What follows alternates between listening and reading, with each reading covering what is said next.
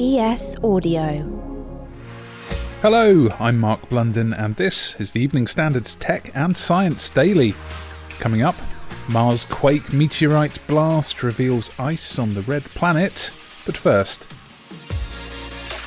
Elon Musk kicked off his ownership of Twitter with a load of firings and repealing the ban on former US President Donald Trump from the platform. The world's richest man bought the social network for a shade over £38 billion and subsequently tweeted that the bird is freed. Several top execs, including boss Parag Agrawal, were, as we say on this side of the pond, handed their P45s. So what now? Reports suggest Musk wants to become interim CEO, while he says he plans to clean up spam accounts and make the platform a place for free speech. There's also his idea for X, the app for everything. Watch this space. Next. A London tech founder says growing up a police officer's daughter drummed into her street safety. Now her app helps users get from A to B by telling family members of journey plans and mapping crime hotspots. It was something that we talked about a lot, always travelling together, thumb over your bottle, never leave your journey unattended, never to go walk down the street, both AirPods in. These were things that I suppose people talk about now, but I always thought were just common sense because it was something that's been drilled into me for such a long time. That's Emma Kay, founder of WalkSafe Plus. Emma says they're now rolling out a new feature for employees, with many Londoners worried about commuter safety now the darker winter nights are here. A lot of businesses after the death of Sarah Everard were actually walking their staff to their cars, and however admirable that is, it just wasn't very sustainable. So we actually developed our B2B web app to oversee multiple journeys to ensure that their staff are getting home safer. Comes after the launch of another street safety app in Tel Aviv called Safe Up, which uses guardians as virtual chaperones for women in the city.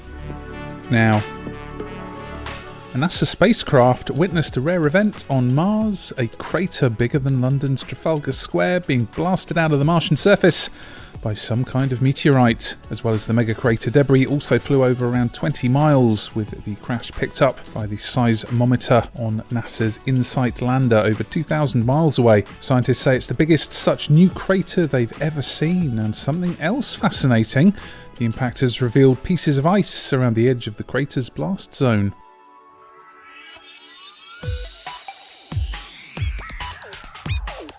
New British Prime Minister Rishi Sunak is being slammed by eco-groups over what's described as a failure of leadership for not attending next month's COP27 climate summit in Egypt.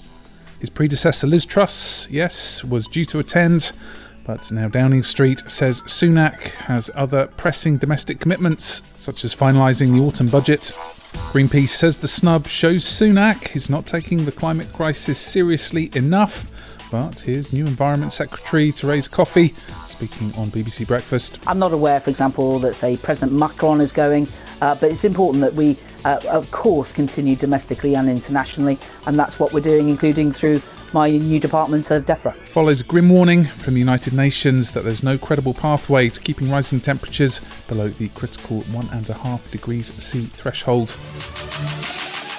Staying with the environment, and a fleet of electric London buses has now been fitted with new technology using train-style rooftop charging arms to deliver rapid charging. The Standard's reporting on Friday that 18 double-deckers on Route 132 call into Bexley Heath Bus Garage for a 10-minute top-up.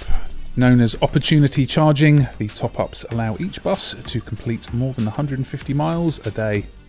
However, the vehicles cost up to £450,000 each. That's about 40% more than a conventional diesel or hybrid double-decker.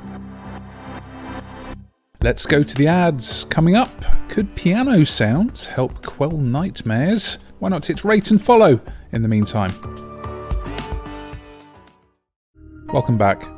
Research is suggesting gentle piano sounds could help soothe away nightmares. The study, led by the University of Geneva, found listening to the tinkling of ivories helped reduce night terrors in some participants. Research has also discovered playing sounds associated with a nice daytime experience through headphones could also help cut the frequency of nightmares.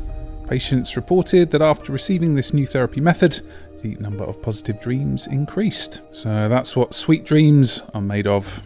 Now, a Facebook post has led to the greater white-toothed shrew becoming the first mammal species to be discovered in the British Isles in a century. Melissa Young from Sunderland posted pictures of a mystery mammal caught by her cat, which led to an investigation by ecologist Ian Bond. Subsequent tests by the British Mammal Society confirmed it was a greater white-toothed shrew, more usually found in Western Europe, the Channel Islands and North Africa. So that makes any such shrew population in Sunderland the species' most northerly residents.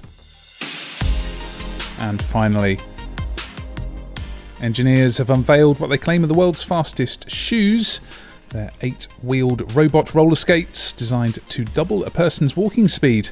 The devices, which are obviously called moonwalkers, can allegedly increase walking speeds from an average 3 miles an hour to 7 miles an hour, and apparently have tech inside to learn the wearer's gait.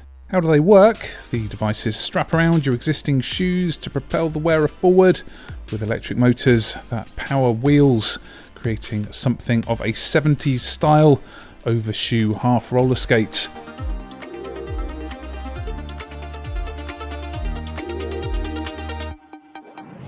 You're up to date. Come back at 4 p.m. for the leader from the Evening Standard here in London. Tech and Science Daily is back on Monday at 1 p.m. See you then.